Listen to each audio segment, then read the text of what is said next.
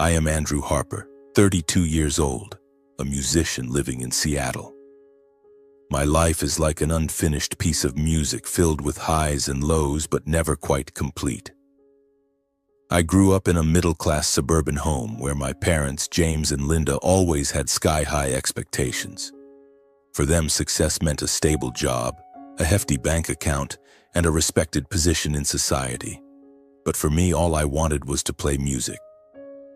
My old worn-out guitar was my companion, the place where I poured my dreams my family could never understand. My parents often compared me to David, my younger brother. David, 29, is a shining star in the finance industry. He always knew how to please everyone, earning approving nods from Dad and proud looks from Mom. I don't blame David, he's a good guy, really. But every time I heard Mom say, "Why can't you be more like David?" it felt like my heart was being squeezed. I love music, love the melodies that tell my story, but to my family it's just a pointless hobby. My girlfriend's name is Sarah. She's the bright spot in my life. She's 30, an accountant, living a neat and stable life. Sarah isn't the dreamy type, but she always listens to me, always smiles when I play a new song. "Andrew, you'll make it," she often says, and I believe her. Sarah is the only one who makes me feel like I'm not lost. We've been together for 2 years, and even though my life isn't easy, gigs are scarce, money is tight, she's still there holding my hand. Seattle is a beautiful city, but for me it's full of pressure. I rent a small apartment where the sound of my guitar fills the nights, mingling with the noise of traffic outside. My music career is a struggle.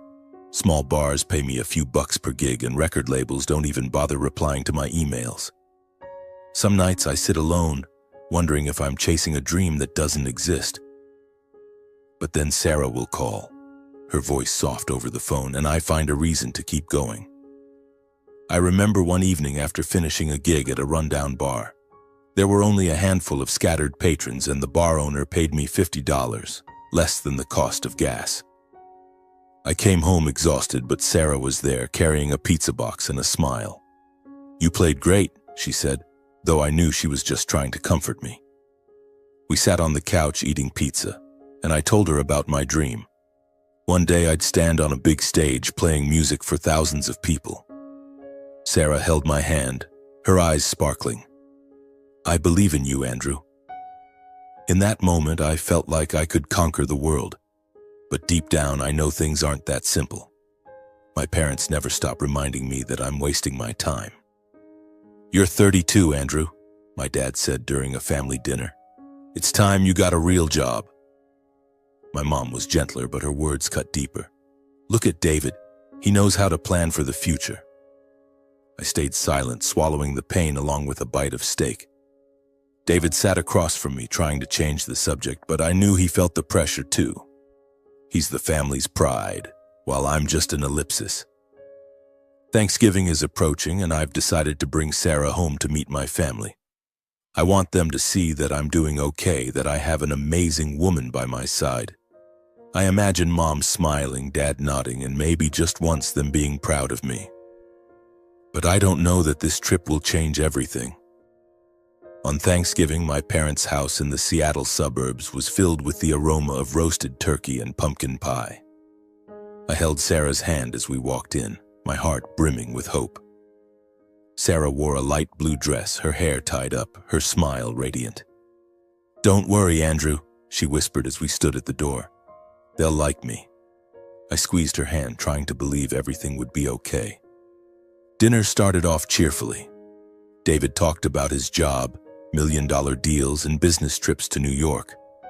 My dad nodded approvingly, my mom beamed. Sarah joined the conversation, asking David about the finance industry with genuine curiosity. I sat there trying to chime in, but every word I said seemed to be ignored. "Andrew, are you still playing guitar?" my mom asked, but her tone sounded like she was inquiring about a childish hobby.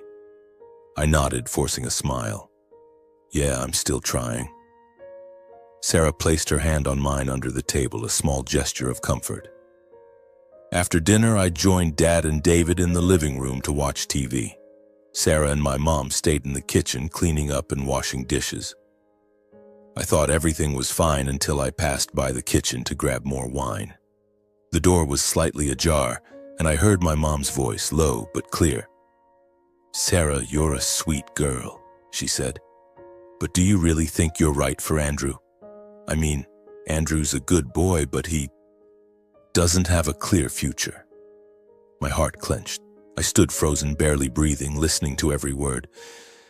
Sarah was quiet for a moment, then she spoke, her voice hesitant. "I understand what you mean. Andrew's very passionate, but sometimes I worry." My mom cut in, her voice as sweet as honey. "David's different. He's smart, successful, and he knows how to take care of a woman. A girl like you deserves someone like David. He'd give you a better life. Don't worry about Andrew. He'll be fine." I felt the blood rush to my head. I wanted to barge in, to shout, but my feet were glued to the floor. Sarah didn't say anything else, just murmured vaguely. I turned away, my heart pounding, trying to stay calm. For the rest of the evening I laughed and talked as if nothing had happened, but a storm was raging in my mind. Sarah still held my hand, still smiled at me, but I couldn't shake the feeling that something was shifting. In the days following Thanksgiving, Sarah started acting differently. She canceled one date, citing a busy work schedule, then another because she was tired. She texted less, and when we did meet, she kept mentioning David. "Did you know David just got promoted?" she said, her eyes lighting up. "He's really talented." I tried to brush it off, telling myself it was just innocent admiration. But then, one evening I saw her with David. I was on my way to Sarah's favorite coffee shop to surprise her. Through the window, I saw them sitting across from each other, laughing and talking intimately. Sarah touched David's hand and he smiled, a smile I'd never seen on my brother's face. I stood there under the streetlight, feeling like the world was crumbling. I didn't go in, didn't confront them. I just turned around, walked back to my apartment, my guitar on my back, feeling heavier than ever, as if it carried all my pain. That night, I didn't sleep. I sat in my room playing sorrowful melodies, trying to make sense of what was happening. Sarah, the woman I loved, the one I trusted, was wavering. And my family, the people who were supposed to support me, were the ones pushing her away. I felt lonelier than ever, but deep inside, a fire began to burn. I wouldn't let them define me. I would prove I was worthy. I decided to leave Seattle for a place that held more promise. But before I left, I wanted to confront my parents one last time.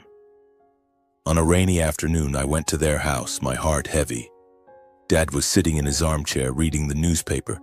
Mom was tidying up in the kitchen. "I need to talk," I said, my voice trembling but resolute. I told them what I'd overheard on Thanksgiving, how they'd pushed Sarah toward David. I waited for an apology, a hint of remorse, but my dad only frowned. "Andrew, we just want what's best for the girl, and honestly, David is the better choice." My mom nodded, her eyes cold. "You need to grow up, Andrew. Music isn't a future." I felt my heart shatter, but I didn't cry. I just nodded, turned, and walked out of that house. The rain soaked my jacket, but I didn't care. My resolve to leave Seattle was stronger than ever. This place was full of painful memories I wanted to bury. I decided to move to Austin, Texas. I'd heard it was a music paradise, a place where artists like me could find opportunities. With my guitar, a suitcase of clothes, and $2,000 in savings, I boarded a bus, leaving Seattle behind. As the bus rolled forward, I looked out the window, watching the buildings fade into the rain. I wasn't sure if I was running away or running towards something, but I knew I had to go. Austin greeted me with sweltering heat and the sound of blues music spilling from the streets. I felt the vibrancy here, but it also overwhelmed me. I didn't know anyone, had no connections, nothing but a vague determination. I told myself, I'll make it. I have to make it. I rented a small apartment. It was a musty room with stained walls and a bed that was just an old mattress. The sound of insects outside the window kept me company every night. I had no money to buy new things, no one to share the space with. But I didn't complain. This was my chance to start over. Finding work in Austin was harder than I expected. I went from one bar to another club carrying my demo and a sliver of hope. "We don't need new people," they'd say. Or worse, "What experience do you have?" I wanted to shout that I'd lived for music my whole life, but I just bowed my head, thanked them, and walked out. Each rejection made me feel smaller, but I didn't give up. My savings dwindled quickly. Some days I survived on dry bread and tap water. I checked my phone, hoping for a text from Sarah, a call from Mom. But there was nothing. A while later, I heard that Sarah and David had gotten married. My parents posted pictures of them online, beaming at the wedding. No one asked how I was doing in Texas. No one invited me to the wedding, not even my parents or my brother. It was as if the whole world had forgotten I existed, like I'd been invisible for all 32 years of my life. I sat in my room staring at my guitar, the loneliness pressing on my chest like a boulder. I used to think family was a place to return to, but now I had nothing. One day, when I was close to despair, I saw a job posting at a coffee shop. Soundwave Studio needed an assistant, no experience required. I went straight there, my heart pounding. The manager, Hank, an old man with silver hair, looked at me. "What do you know about music?" he asked. I told him about my gigs in Seattle, about the dream I carried with me. Hank nodded. "Start tomorrow. Pays low, don't complain." The studio job was a string of long days. I mopped floors, organized equipment, made coffee, but I didn't complain. Hearing artists record made me feel alive again. Then one afternoon she walked in, Elizabeth. I vaguely recognized her, David's ex-girlfriend. I remembered a dinner years ago when David brought her home. She was radiant, talking about music, but my mom gave her a cold look and later said, "She's not good enough for you, David." I saw Elizabeth bow her head, hiding her pain. Today we met with the same pain caused by David. She approached, her brown hair messy, wearing an old t-shirt, carrying a stack of papers. "Hank, I need a studio ASAP," she said. Then she looked at me and froze. "Are you Andrew, David's brother?" I nodded, surprised. "You remember me?" She gave a sad smile. "Hard to forget that dinner. Your mom wasn't exactly fond of me." Hank introduced us. "Andrew, this is Elizabeth, music producer. Don't tick her off." Elizabeth told Hank we were acquaintances, then she looked at me, her eyes like those of someone finding a familiar face in a storm. Elizabeth and I quickly found common ground. We both loved music, both had been turned away by my family. At the studio, she taught me how to mix tracks, how to listen to every detail. "Music is emotion, Andrew," she said. "If you can't feel it, you can't do it." I admired her, not just her talent, but her resilience after what my family had done to her. During long nights at the studio, we shared everything. I told her about Seattle, about Sarah, about how my parents only cared about David and his wedding. "They don't call. Don't ask how I'm doing," I said, my voice bitter. Elizabeth nodded. "I get it. Your mom once told me I wasn't good enough for David, that I'd drag him down." She gave a sad laugh. "But I'm still here doing what I love." I looked at her and saw myself, someone rejected but unwilling to give up. We found solace in music. Once, after a failed recording session, Elizabeth angrily threw papers on the table. I made coffee, played an old blues track, and we sat there laughing about our mistakes. "You're not bad, Andrew," she said. "You just need to believe in yourself more." Her words were a ray of light in my darkness. We started dreaming big. Elizabeth wanted to produce an album for Mia, a young artist whose voice silenced the entire studio. But the project lacked funding, and investors weren't interested. We worked tirelessly from early morning to midnight, surviving on coffee and faith. I still checked my phone, hoping for a text from Mom, a word from Sarah. But there was nothing. My parents were busy boasting about David online, about his and Sarah's new house. I didn't exist in their world. One evening, when the studio was empty, Elizabeth sat next to me looking at a pile of recordings. "Do you ever want revenge?" she asked. I shook my head. "No, I just want to prove them wrong." She smiled, touching my shoulder. Me too. We'll make it, Andrew. In that moment, I knew she wasn't just a colleague. She was someone who understood me, someone who made me want to be the best version of myself. Our friendship deepened through the struggles. We faced financial pressures, failed recording sessions, and fierce competition together. Elizabeth told me about her dreams. One day, she wanted to build a place for abandoned artists like us. I shared my dream, standing on a big stage, playing music for thousands. We weren't just friends. We were two wounded souls who found each other in music. The bond between me and Elizabeth grew quietly, not with fanfare, but like a slow melody, each note sinking into our hearts. One night after finishing a recording for Mia, we sat on the studio's rooftop gazing at the stars. "Andrew," Elizabeth said softly, "you're the first person who's made me feel like I'm enough." I looked at her, my heart pounding. "You're the one who makes me want to keep living, Elizabeth." I kissed her. That kiss was real, as if it erased all our pain. We fell in love, but we didn't rush. We were still friends, colleagues, sharing dreams and pressures. Elizabeth proposed a bold idea, starting a music production company focused on independent artists overlooked by major labels. "We can change this industry," she said, her eyes blazing with passion. I agreed, even though I knew the road ahead would be fraught with challenges. We named the company Underdog Music. Our first office was just a tiny corner in Hank's studio, with 2 old desks and a rickety computer. We did everything, scouting artists, seeking funding, promoting. But money was a constant issue. Some months we couldn't cover rent. Elizabeth sold her old car.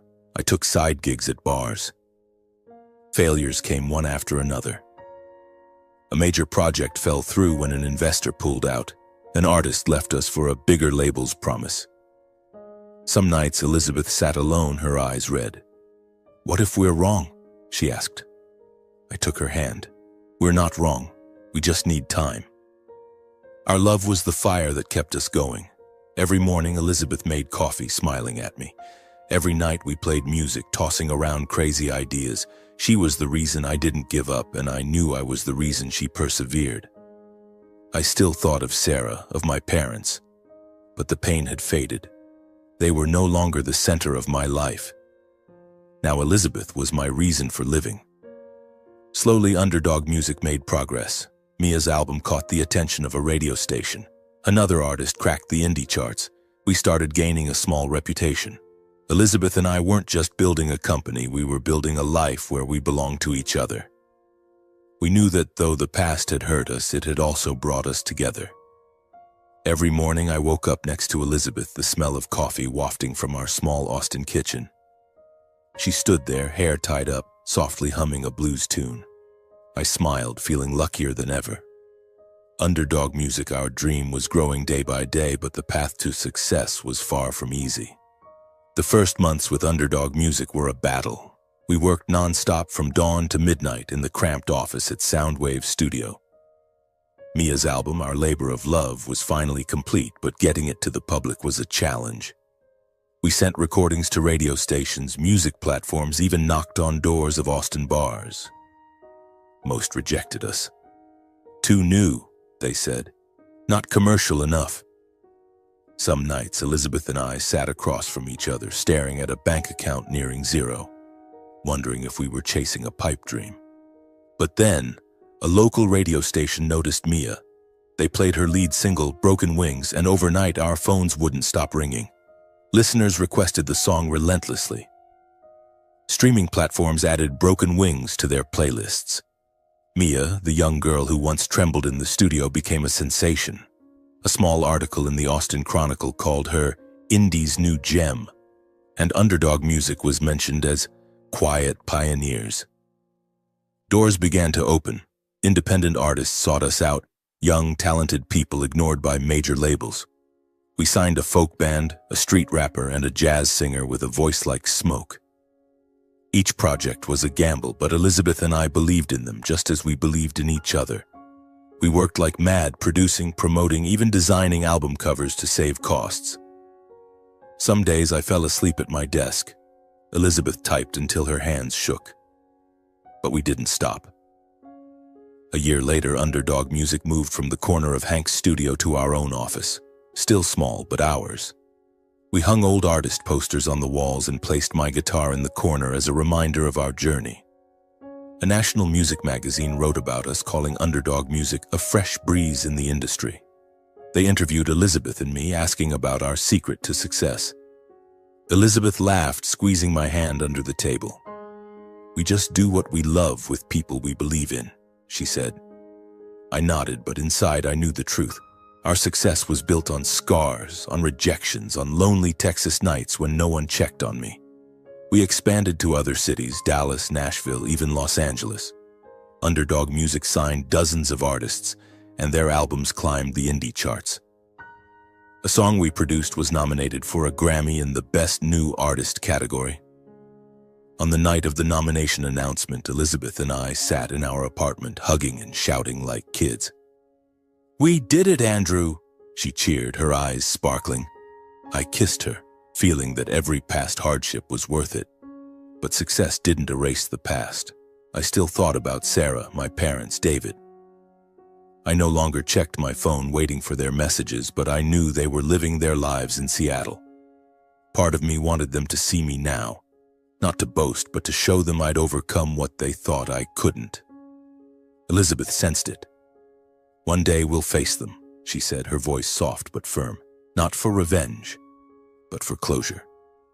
I nodded, knowing she was right. Underdog Music is now a name that carries weight. We moved to a larger headquarters with modern studios and a small, dedicated team. The media praises us for our humane approach, for giving overlooked artists a chance. But for me, the greatest success is Elizabeth, the woman who stood by me through every struggle, who made me believe I was worthy of love, of dreaming. One morning, as Elizabeth and I were preparing for a major music event in Austin, a concert showcasing our new artists, Elizabeth proposed a bold idea. "We should invite your family," she said, looking straight into my eyes. "David, Sarah, your parents. Not for revenge, but to close the past." I was stunned. The thought of facing them made my heart race, but I knew she was right. I'd been running for too long. If I wanted to truly move forward, I needed to look straight at the people who had hurt me. I nodded, though my heart was heavy with anxiety. Elizabeth took my hand. "We'll do this together, Andrew." I sent invitations to my parents, David and Sarah, along with a brief note. "Underdog Music is hosting a music event in Austin. I hope you can come." I didn't expect a reply, didn't hope they'd show up. But a week later, Mom called. "Andrew," she said, her voice hesitant, "we'll be there. David and Sarah, too." I hung up, feeling both relieved and tense. They were coming, and I wasn't sure if I was ready. The day of the event arrived like a gust of wind. The Austin Grand Theater was awash in lights and music. Hundreds of audience members, journalists, and sponsors filled the venue. Elizabeth and I stood backstage, checking everything. She wore a simple black dress, her hair loose, beautiful like a melody. "You okay?" she asked, touching my arm. I nodded, though my heart was pounding. "As long as I have you, I'm okay." The concert began.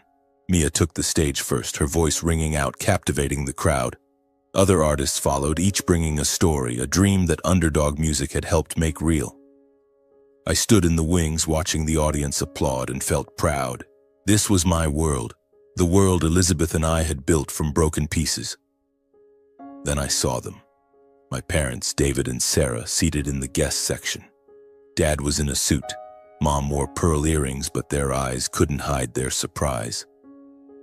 David, in business attire, looked more tired than I remembered. Sarah sat beside him, her red dress striking, but her smile was forced. I took a deep breath, trying to stay calm. Elizabeth squeezed my hand. "We've got this," she whispered. After the performances, Elizabeth and I stepped onto the stage to speak. The crowd cheered as we appeared. I looked down and saw my parents, David and Sarah. Their eyes met mine, and for a moment I felt like the 32-year-old boy they'd once rejected. But then I looked at Elizabeth, and I knew I wasn't that person anymore. Underdog Music isn't just a company, I said, my voice clear. It's a home for those who've been discarded, told they're not good enough. We're here to prove them wrong. Elizabeth continued, sharing our journey, how we turned dreams into reality. The crowd applauded, but I only looked at my family. Dad lowered his head. Mom pursed her lips. David and Sarah stayed silent. After the event, they approached us in the reception area. Mom spoke first, her voice trembling. Andrew, you did so well. Dad nodded, but his eyes avoided mine. David stepped forward, extending his hand. Congratulations, bro, he said, but his voice lacked energy. Sarah stood behind, silent, looking at me with eyes I couldn't read. Then Mom turned to Elizabeth, hesitating. You're a talented young woman. I may have been wrong about you. Elizabeth smiled but didn't respond. I knew she didn't need that apology. She'd moved past it, just as I had. David spoke to me quietly, his voice strained. My company's in trouble, Andrew. If you could help. I cut him off. David, I built everything from nothing. You can too. I wasn't angry, wasn't bitter. I just wanted closure. Finally, Sarah spoke, her voice soft. I'm sorry, Andrew. I was wrong. I looked at her, remembering the days we were happy. I forgive you, I said, but I don't need you anymore. She lowered her head, and I knew that was the last time we'd speak. As they left, Elizabeth and I stood under the stage lights, watching the theater empty. You okay? She asked. I pulled her into my arms, feeling lighter. I'm okay now, I said. The past was no longer a burden. I had faced it, and I had won.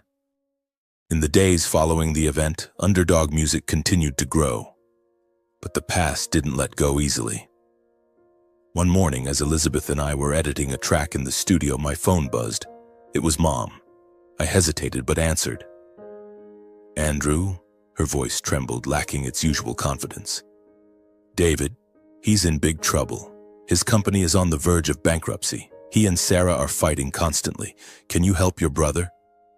I fell silent, feeling as if I were being pulled back to those days in Seattle when Mom only talked about David, when she told me to be realistic. I thought of David at the concert, his tired eyes, and Sarah with her forced smile. I'd heard from an old friend that their marriage was fracturing. Sarah was no longer the cheerful girl I once loved. She complained about financial pressures, about David's unfulfilled expectations, and David, once a finance star, was now struggling to keep his company afloat after a failed deal. Part of me felt sorry for them, but a larger part was just exhausted. Mom, I said, my voice calm but firm, I can't help. David has to figure it out himself. After everything this family has done, I just want to live for me. Mom hesitated, then said softly, You've changed, Andrew. I gave a sad smile. No, Mom. I've just learned to love myself. I hung up, feeling a pang of heartache but also relief. I didn't want to be entangled with them anymore. They'd chosen their path, and so had I. Elizabeth looked at me with concern. Everything okay? I told her about the call. She took my hand, non-judgmental. You did the right thing, she said. We don't owe them anything. I kissed her forehead, knowing she was all I needed. Our life, mine and Elizabeth's, was now a new song full of bright notes. We moved into a larger apartment in Austin with a balcony overlooking the city. Every evening we sat there playing guitar, singing unfinished songs, and laughing about wild ideas for Underdog Music. I no longer thought much about Sarah, David, or my parents. I knew they were living their lives with their own struggles and fractures. Once I stumbled across a post from Mom online boasting about a family vacation, but her smile looked forced. David and Sarah weren't in the photos. I didn't feel joy at that, but I didn't feel sadness either. They were no longer part of my story. Sometimes I thought of Seattle, of the nights playing music in my small apartment, of the times Sarah believed in me. But those memories no longer hurt. They were part of me, but they didn't define me.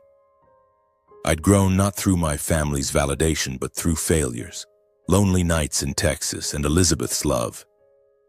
She was the one who taught me that happiness isn't about others' acceptance, but about accepting yourself. One evening, Elizabeth and I sat on the balcony, the moonlight illuminating the city. She rested her head on my shoulder, softly singing a song we'd written together. "Did you ever think we'd make it this far?" she asked. I shook my head, smiling. "No, but I know every hurt was worth it because it led me to you." She kissed me and I felt my heart overflow. I no longer needed my family's approval. I didn't need Sarah or David to see me differently. I had Elizabeth underdog music and dreams coming true. I had myself, a stronger, more peaceful and happier version than ever before. My life was now a song, imperfect but mine, and I would play it to the very last note.